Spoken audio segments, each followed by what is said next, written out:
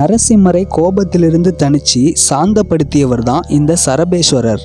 நரசிம்மர் இரண்யனை கொன்று அவரோட குடலை உருகி மாலையாய் அணிவித்து அசுரத்தன்மையில இருந்தாராம்.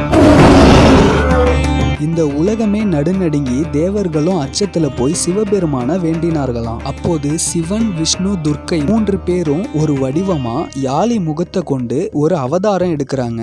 அவர் தான் சரபேஸ்வரர். அந்த அவதாரம் கொண்டுதான் கடும் கோபத்தில் உள்ள நரசிம்மரை சாந்தப்படுத்தியதா கூறப்படுது.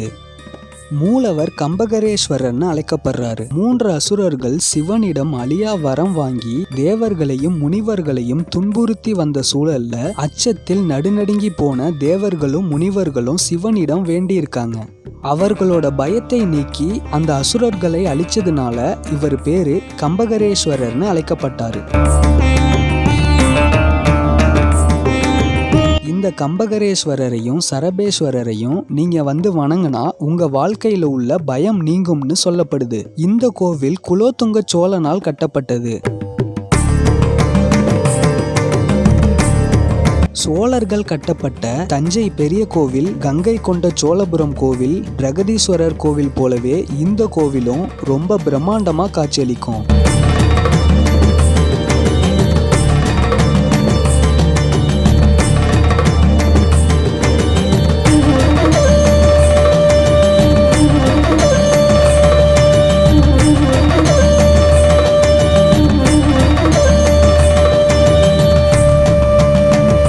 இந்த கோவில் கும்பகோணம் அருகே உள்ள திருபுவனம் என்னும் ஊர்ல அமைஞ்சிருக்கு.